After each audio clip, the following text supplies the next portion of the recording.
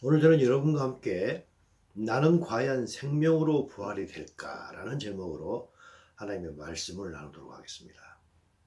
그 본문 말씀으로는 요한복음 6장 40절 그리고 고린도전서 15장 17절에서 28절이 되겠습니다. 예수님께서는 하나님 아버지께서 계획하신 대로 인간을 구원하시기 위하여 이 땅에 인간의 모습으로 오셨습니다. 그리고 또한 하나님의 계획하신 대로 하나님께서 예표하신 6월절 그날 돌아가셨던 것입니다. 우리가 지금 사용하는 달력으로 올해는 4월 7일 금요일 날 돌아가셨던 것입니다. 그래서 우리는 이날을 성금요일이라고 부르고 있습니다. 그리고 역시 하나님께서 계획하신 그대로 돌아가신 후에 3일 후에 하나님께서 계획하신 그대로 일요일 날 또 부활하셨습니다. 그날이 바로 오늘인 것입니다. 그날은 유대절기로 초실절이라고 하면서 지금은 또한 부활절이라고 합니다. 이 모든 사건들은 하나님께서 약속하신 계획대로 그대로 다 이루어진 것입니다. 하나님께서는 인간을 향한 계획을 갖고 계십니다. 그리고 그 계획을 인간들에게 다 미리 알려주셨고 우리는 이것을 하나님의 약속이라고 부릅니다. 이 모든 약속들은 모두가 다 그대로 이루어지는 것입니다. 그래서 우리는 하나님의 모든 말씀을 진리라고 부르는 것입니다. 우리는 예수님의 부활을 왜 이렇게 기념할까요? 그것은 예수님의 부활이 우리의 부활을 증거하기 때문인 것입니다. 예수님께 속한 자는 예수님께서 부활하셨듯이 예수님 강림하실 때 누구나 다 부활이 될 것입니다. 생명으로 부활이 될 것입니다. 예수님께서 돌아가신 그 다음 날은 안식일인 토요일이었습니다. 이날은 안식일이었기 때문에 하던 모든 일을 멈추어야 했습니다. 누가는 금요일부터 일요일까지 이 상황을 누가복음 23장을 통해서 자세하게 우리에게 보여주고 있습니다. 누가복음 23장 55절입니다. 갈릴리에서 예수와 함께 온 여자들이 뒤를 따라 그 무덤과 그의 시체를 어떻게 두었는지를 보고, 그건 예수님 돌아가신 날입니다. 금요일입니다.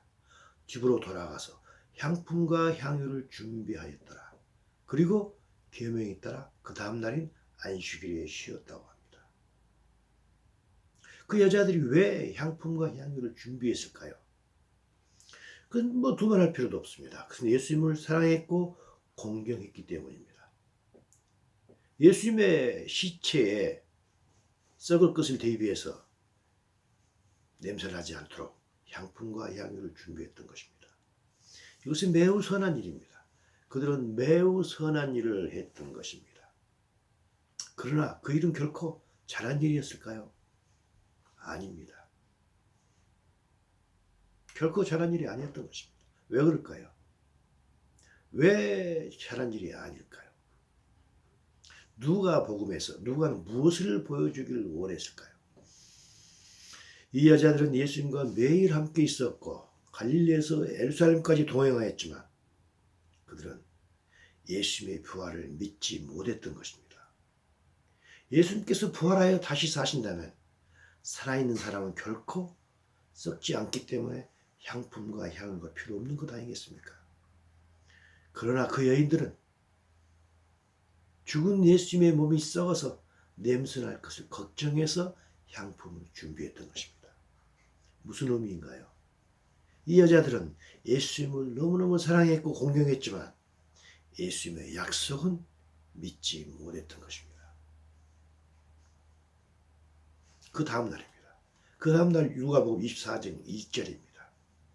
안식 후 첫날 새벽에 이 여자들이 그 준비한 향품을 가지고 무덤에 갔다고 합니다. 그 여자들은 예수님을 사랑하는 마음이 지극정성이었기 때문에 안식일이 끝나자마자 첫 새벽에 무덤을 찾아갔습니다. 예수님께 향유를 바르기 위해서입니다. 하지만 그 여자들은 무덤 입구를 막아놓은 돌이 없어진 것을 보고 무덤에 들어갔다가 예수님의 시체를 찾지 못했습니다. 이미 예수께서 부활하셨던 것입니다. 그러자 그때 무덤 옆에 있던 천사들이 향품을 가지고 온 그 여자들에게 이야기를 합니다. 바로 누가복음 24장 7절에서 8절입니다. 인자가 예수님이죠. 예수님이 죄인의 손에 넘겨져서 로마인들의 손에 넘겨져서 십자가에 못 박히고 제3일에 다시 살아나리라 하셨지 않느냐 하고 그들은 그 이야기를 듣자 그들은 예수님께서 하신 말씀을 비로소 기억이 났던 것입니다. 그리고 연이어서 무덤에서 돌아갑니다. 돌아가서 이 모든 것을 11사도와 다른 모든 이들에게 알려주었습니다. 그러자 이 여자들이 말을 들은 사도들의 반응은 어땠을까요? 바로 누가복음 24장 11절입니다. 사도들은 그 여자들의 말이 허탄한 듯이 들려서 믿지 아니했다고 했습니다. 허탄하다는 게 영어로 뭐로 되었습니까? 넌센스라는 것입니다. 말도 안 되는 소리라는 것입니다. 예수님께서 어떻게 부활하셨던 소리냐? 믿지 않았다는 것입니다. 그래서 24장 12절에 그랬습니다. 베드로는 일어나서 무덤에 달려갔습니다. 달려가서 들여다보니 세마포만 보였다는 것입니다. 예수님이 안 보였다는 것입니다. 그 된 일을 놀랍게 여며 집으로 돌아갔다고 했습니다. 그때 집으로 돌아갔단 말이 영어로 보게 되면 went away로 되어 있습니다. 무슨 말일까요? 왜 이러지? 하고 아무 생각 없이 그냥 돌아갔던 것입니다. 이것에 대해서 요한복음을 통해서 사도 요한은 우리에게 이 말씀을 알려주고 있습니다. 그들은 성경에 그가 죽은 자 가운데서 다시 살아나리라 하리라 하신 말씀을 아직도 알지 못했다는 것입니다. 그들은 예수님께서 하셨던 말씀을 믿지 못했던 것입니다. 예수님을 따르던 여자들과 11사도들 모두 예수님께서 부활하신다는 말씀을 듣기는 하였지만 믿지는 못했던 것입니다. 단지 인간적인 생각에 사로잡혀서 예수님만 따라다녔던 것에 불과했던 것입니다. 우리는 어떻습니까? 우리는 예수의 부활을 믿습니까? 믿어지십니까? 우리 역시 예수님께서 부활하셨던 것과 똑같이 우리 역시 부활될 것을 믿습니까? 우리 역시 부활될 것이 믿어지시나요? 우리 역시 예수님의 제자들처럼 인간적이고 세상적인 생각에 사로잡힌 채 예수님과 피상적인 교제만 하고 있지는 않으신가요? 내게 도움이 되고 이해되는 것만 믿고 이해되지 않는 말씀은 있어도 그만 없어도 그만이라는 식으로 예수님을 대하고 있지는 않을까요? 지난주 우리는 이스라엘의 절기에 대해서 공부했습니다.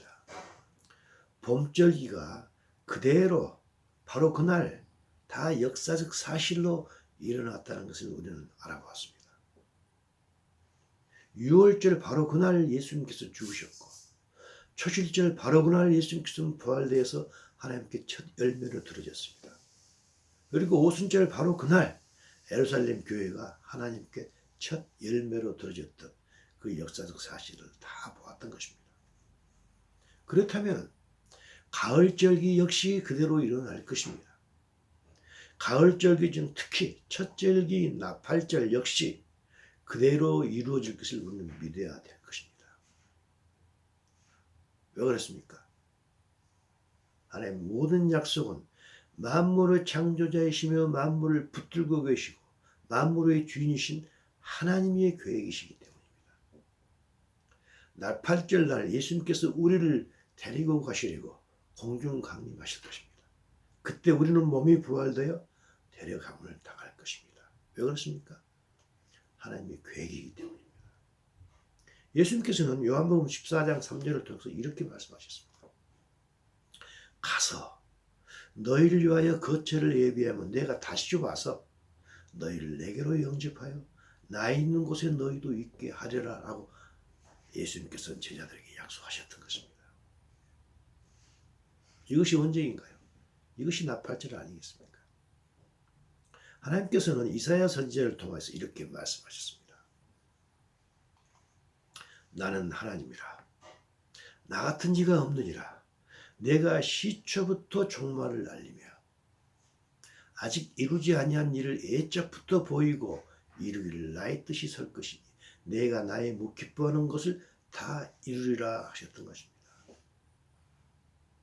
하나님께서는 이사야 선지자 이 말처럼 이스라엘 절기를 통하여서 앞으로 될 일을 미리 보이셨고 그대로 이 일을 이루셨던 것입니다.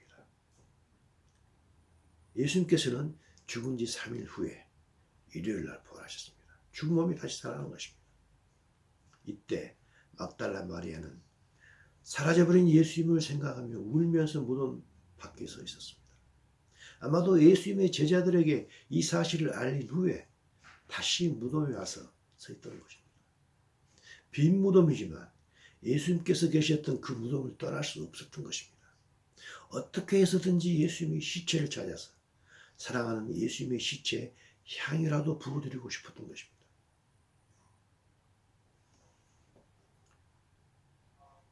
그 여자는 막달라 마리아는 동산을 지키는 사람들이 예수님을 다른 곳으로 옮겨둔 것으로 생각했던 것 아니겠습니까?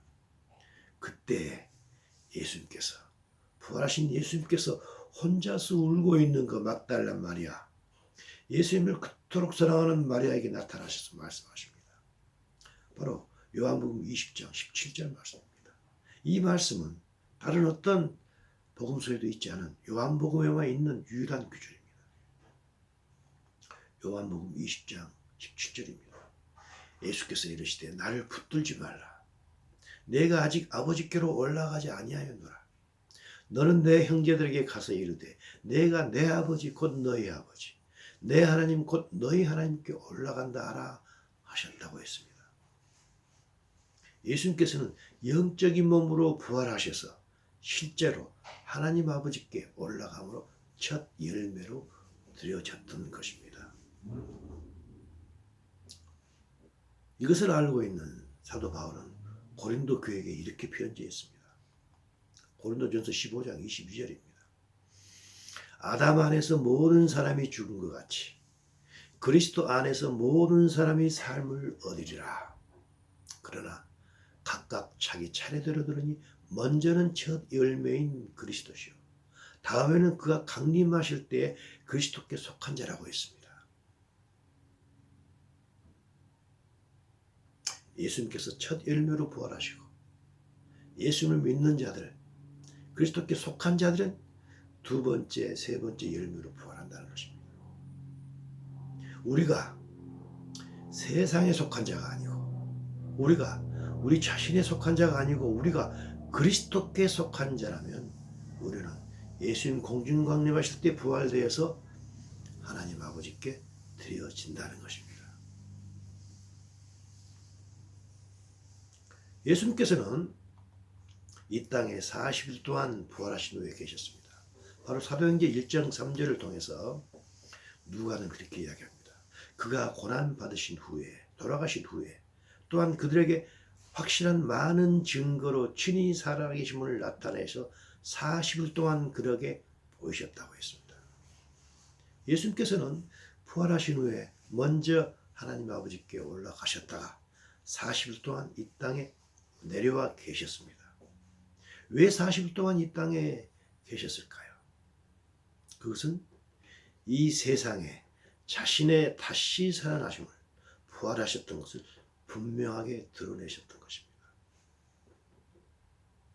예수님께서 자신의 모든 말은 그대로 이루어진다는 것을 자신의 몸을 통하여서 직접 보여주고 싶으셨던 것입니다.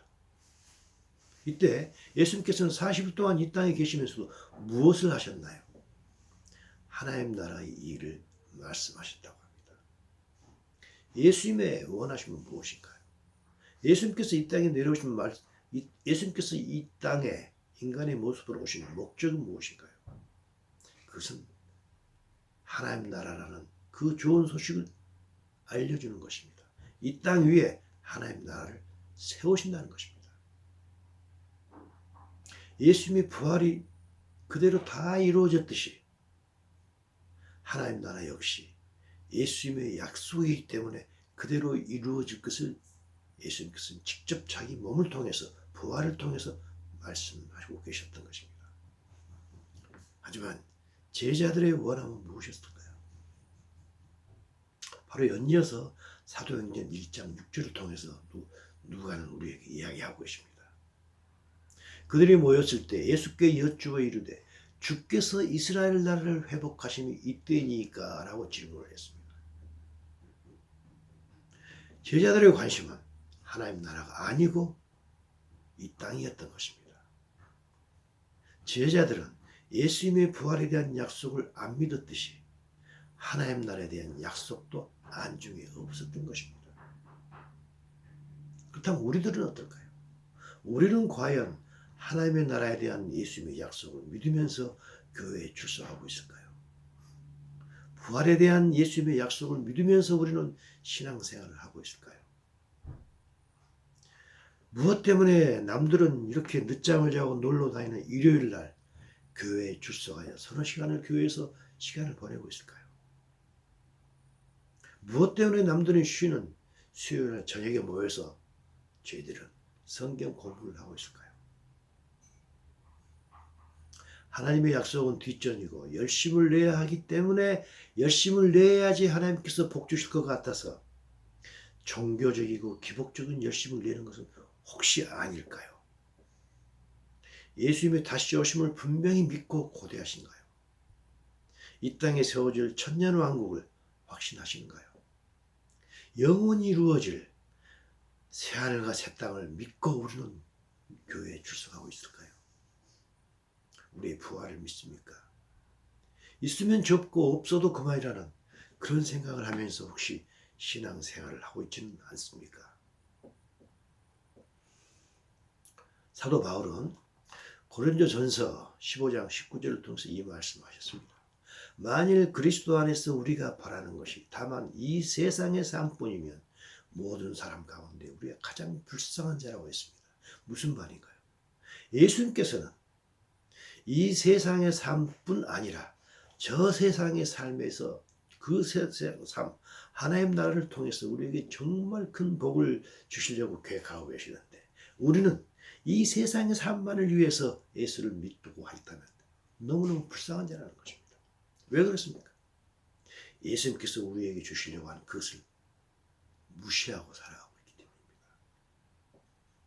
하나님의 뜻은 무엇인가요? 예수님께서는 요한복음 6장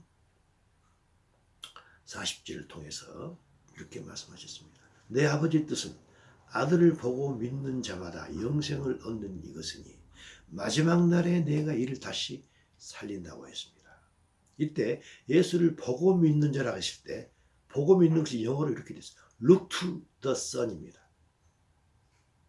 하나님의 아들을 유심히 보고 관찰한다는 것입니다. 유심히 보고 관찰하고 believe in him입니다. 예수님을 believe in 하는 믿음 자. 그렇게 믿는 자를 예수님께서 하나님께서는 다시 마지막 날에 살리신다는 것입니다. 몸을 부활하신다는 것입니다.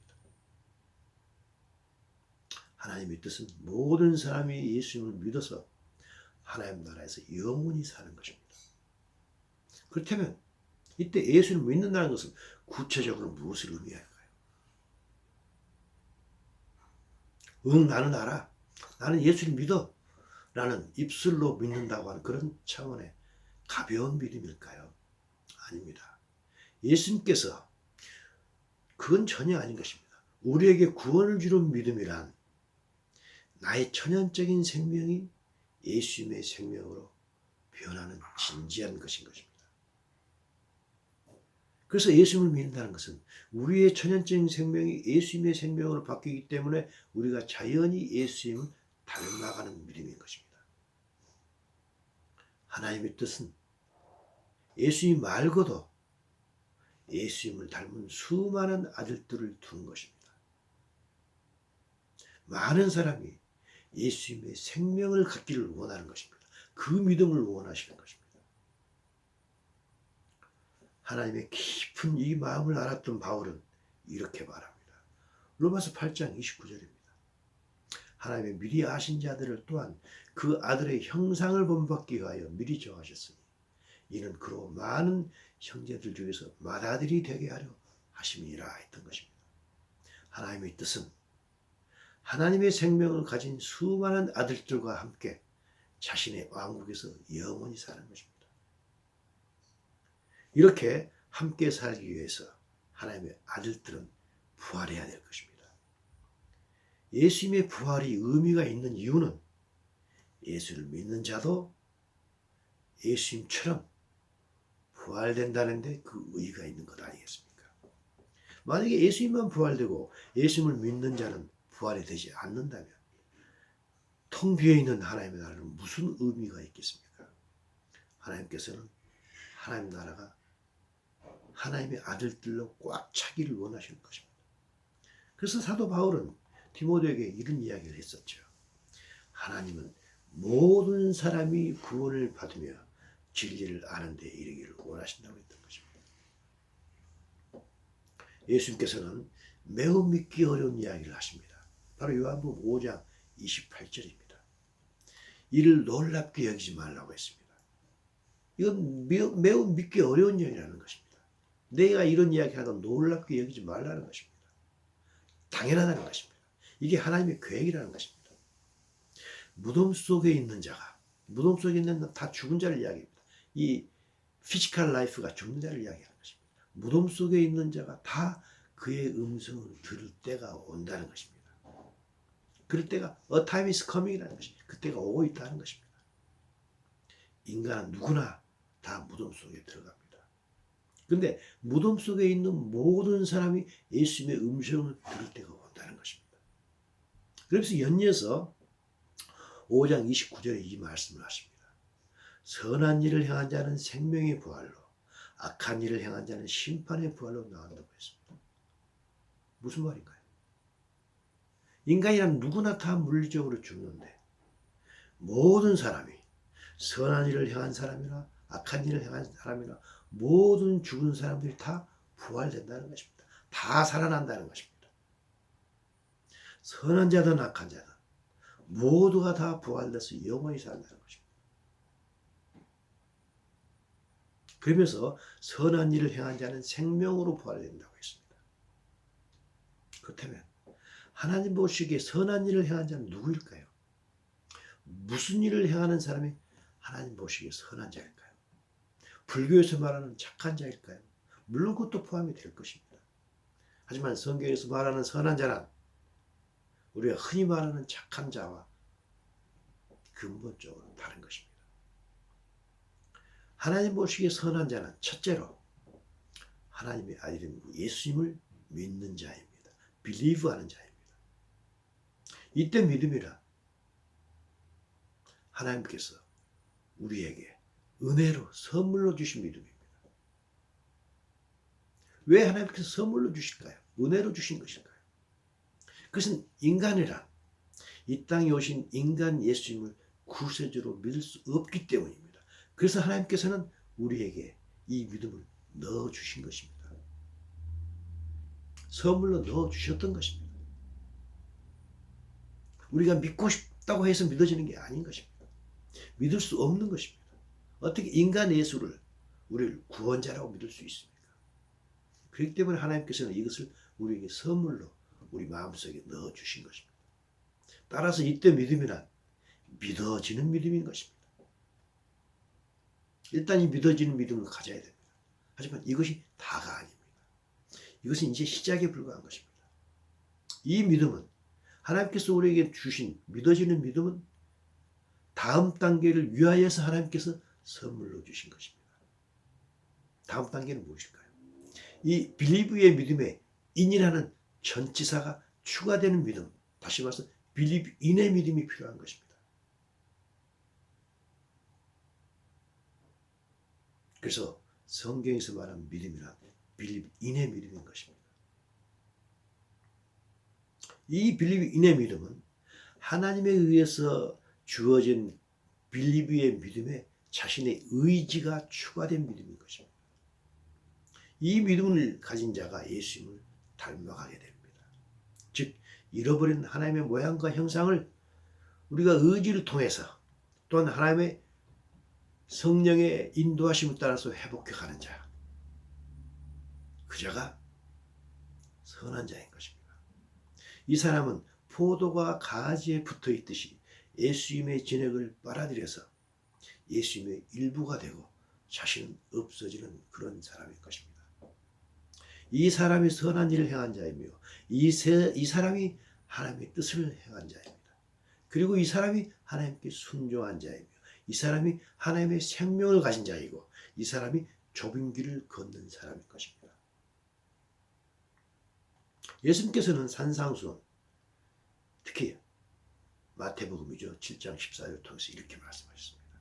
생명으로 인도하는 문은 좁고 길이 협착하여 찾는 이가 없다, 적다고 했습니다. 찾는 이가 적다고 했습니다. 교회에 출석하는 사람 중에 결코 많지 않다는 것입니다. 이 생명으로 인도하는 그것이 무엇인가요? 선한 일을 행한 자이며 이 자가 생명의 부활로 인도하는 생명의 부활로 탄 바로 이 자인 것입니다. 근데 이 사람들은 적다고 했던 것입니다. 이 부활을 생명으로 이러한 생명의 부활을 요한계시록 20장 6절에서 사도 요한은 이것을 첫째 부활이라고 합니다. 바로 계시록 20장 6절입니다. 이 첫째 부활에 참여하는 사람들은 복이 있고 거룩한 자라고 했습니다. 생명의 부활을 이룬 자입니다. 선한 일을 행한 자들입니다. 그들이 하나님과 그리스도의 제사장이 되어 천년 동안 그리스도와 더불어 왕노릇 한다고 했습니다. 하나님 보시기에 선한 일을 행했던 사람, 방금 전에 말씀하셨던 그 사람들만이 인의 믿음을 가진 자만이 생명의 부활에 이르고 이것이 첫째 부활이라는 것입니다. 그리고 그들이 결국 천년 왕국이라는 엄청난 상급을 받는 것입니다. 이때 천년이란 문자 그대로 천년이면서 동시에 온전함을 의미하는 천년인 것입니다. 그러나 악한 자는 뭐라고 했습니까? 악한 일을 행한 자는 심판을 받기 위해서 부활한다고 했습니다. 선한 일을 행한 자가 생명의 부활을 받는다고 했으면 악한 일을 행한 자는 사망의 부활이 되어야 할 것입니다. 하지만 심판의 부활이라고 했습니다. 왜 사망이라는 말 대신에 심판이라는 단어를 사용했을까요? 궁금하지 않습니까? 이때 심판이란 백보자 심판을 이야기합니다. 악한 일을 행한 자는 누구일까요? 악한 일을 행한 자는 세 부류로 나누게 됩니다. 첫째 부류는 예수님 오시기 전에 구약이죠. 또는 예수님 오신 후라도 예수님이 전파되지 않은 상태에서 여호와 하나님을 창조주로 받아들이지 않는 사람인 것입니다. 그 사람들은 하나님과 관계를 맺지 않은 것입니다. 창조주 하나님과 관계를 맺지 않고 살았던 사람인 것입니다. 창조주 하나님을 인정하지 않았던 자들입니다. 바로 로마서 1장 20절을 통해서 사도 바울이 이야기를 하고 있죠. 하나님께서 지으신 모든 만물을 보면 우리는 하나님의 능력과 신성, 그분이 하나님이시구나. 여호와라는 이름은 비록 모른다 할지라도 창조주 하나님이 계시는구나 하고 창조주 하나님께 그분께 경배를 드려야 하는 것입니다.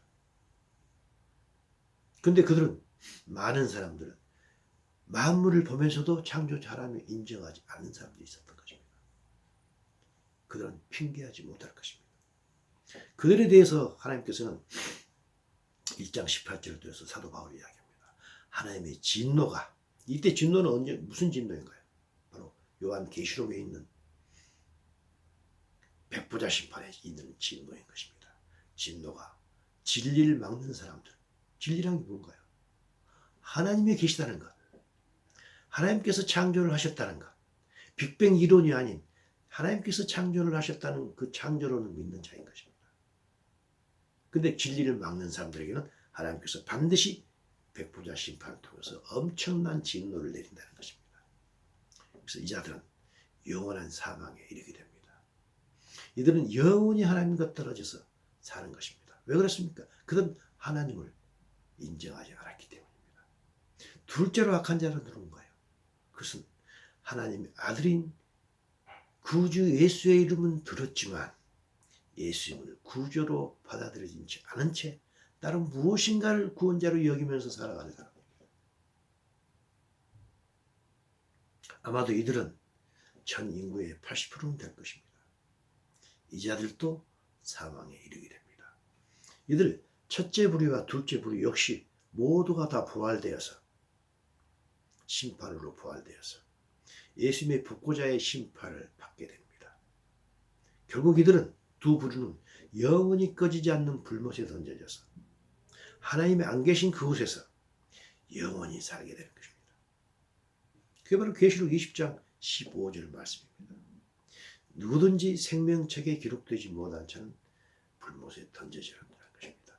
이것을 우리는 성경에서 둘째 사망이라고 합니다. 세 번째 악한 부류가 있습니다. 세 번째 악한 부류는 예수님을 구주로 믿는다고 입술로는 고백을 했지만 여전히 자신이 주인이 된 채로 넓은 길을 걸어간 사람입니다. 포도 열매처럼 보이지만 사실은 포도나무에 붙어있지 않은 것입니다. 예수님 따로 나 따로 있는 것입니다.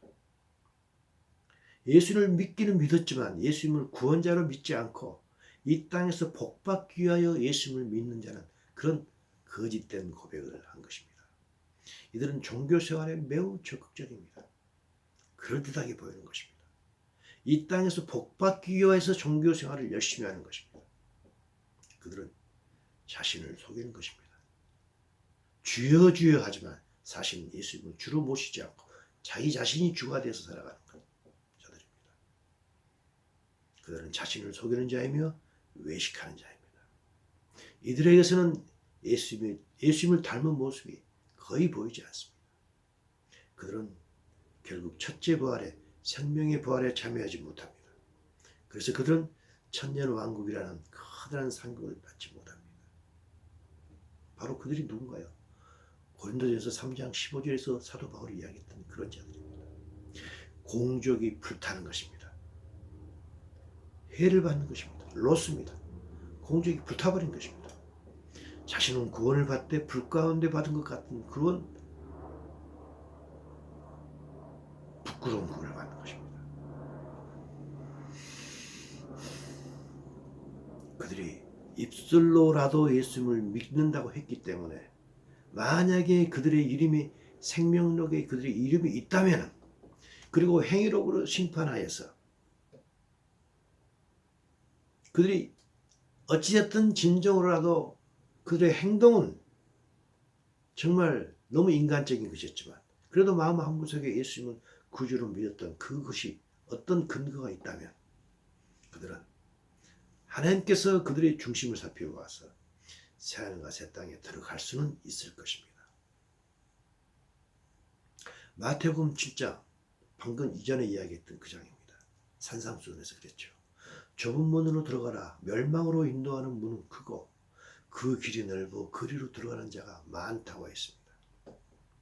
이때 멸망이라고 했는데 영어로 보면 destruction입니다. 무슨 말인가요? 그들은 상급이 없다는 것입니다. 그들이 상급이 불탄다는 것입니다. 그래서 그들은 예수님을 믿는다고 했지만 사실은 헛된 것, 불에 타 엎어지는 것들을 이 땅에 세웠던 그런 자들인 것입니다.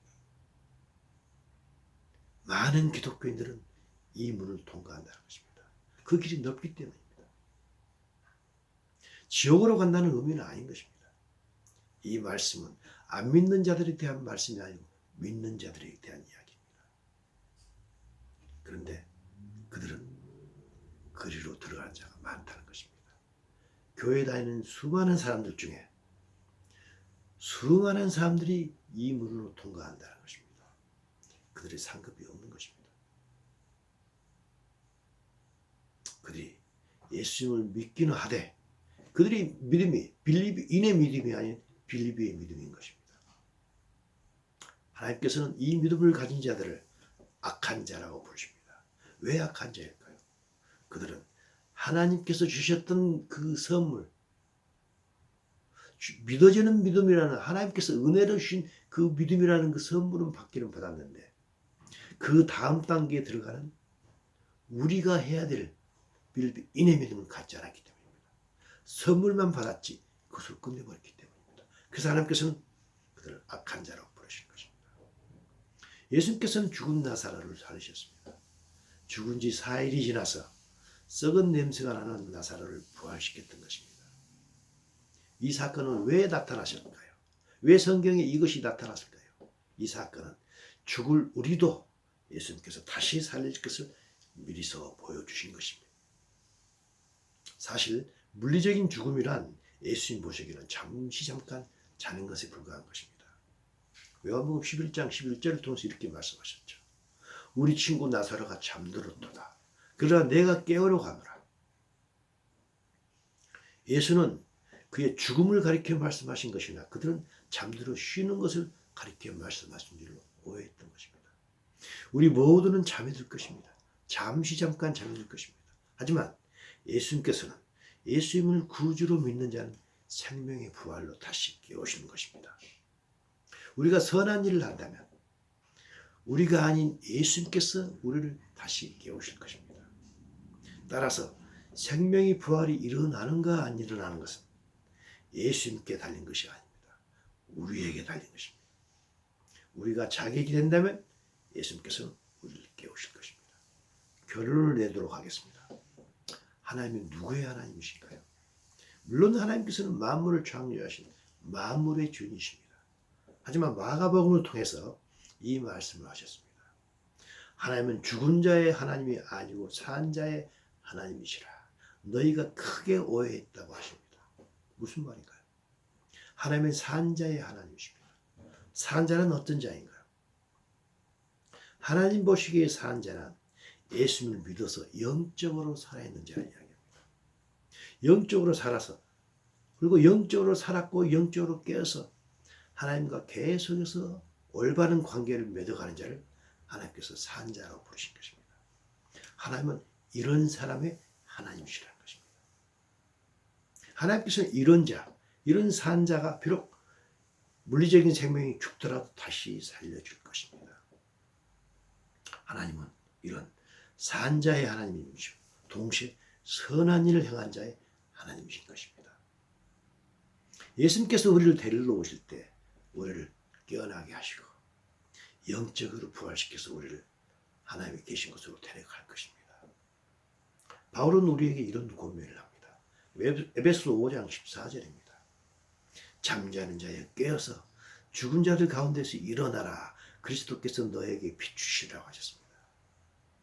우리는 하나님의 은혜로 영이 살아난 그리스도입니다. 영이 살아난 후에는 영이 잠자지 말아야 됩니다.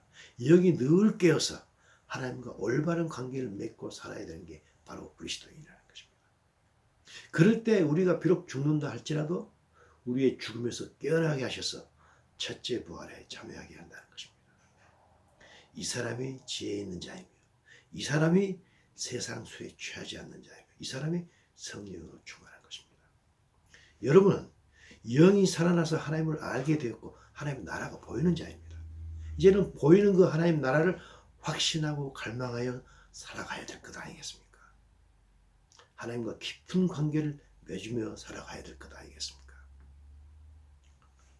하나님과 관계를 맺는다고 스스로에게 고백한다면 이 세상 복을 위하여 깊은 관계를 맺고 기도하십니까? 아니면 하나님의 뜻을 이루기 위하여서 깊은 관계를 맺고 살아가십니까? 나의 아들은 나를 닮았습니다. 우리가 만약 하나님의 아들이라면 내 생각이 아닌 하나님의 생각으로 하나님의 영으로 충만하여서 하나님의 뜻을 이루기 위하여 이 세상을 살아가야 할 것입니다. 이 사람이 예수 모실 때 그 몸이 부활되어서 하나님의 양아들로 입적이 될 것입니다. 우리가 원하는 것은 무엇인가요? 바로 로마서 8장 23절을 통해서 바울이 우리에게 이미 말씀하셨습니다. 우리 곧 성령의 처음 익은 열매까지도 우리가 속으로 탄식하면서 원하는 것이 있다는 것입니다. 그것은 양자될 것, 곧 우리 몸의 속량을 기다린다는 것입니다. 이것이 우리가 진정으로 원하는 것 아니십니까? 예수님은 반드시 오십니다. 우리의 어떠함과 관계없이 반드시 그리고 속히 오실 것입니다. 그리고 우리 몸의 속량인 우리 몸의 부활은 반드시 일어날 것입니다. 하지만 우리 몸의 생명의 부활은 우리의 어떠함에 달린 것입니다. 하나님께서 우리를 반드시 구원하십니다. 우리는 하나님께서 우리를 구원하시기로 확신하십니다. 우리는 확신하지만 그렇지만 이 구원은 우리의 어떠함에 달린 것입니다. 우리는 교회에 출석한다고 이 구원이 자동적으로 이루어지는 건 아닌 것입니다. 마지막으로 베드로 후서 3장을 보도록 하겠습니다. 너희가 어떠한 사람이 되어야 마땅하냐. 거룩한 행실과 경건함으로 하나님의 날이 임하기를 바라보고 간절히 사모하라 하겠습니다. 우리의 어떠함입니다. 우리 어떠함에 의해서 우리는 생명으로 부활될 수도 있을 것이고 생명으로 부활이 안 될 수도 있는 것입니다. 우리 모두는 생명으로 부활될 것을 소명하며 살아가는 우리 모두가 되기를 간절히 바랍니다.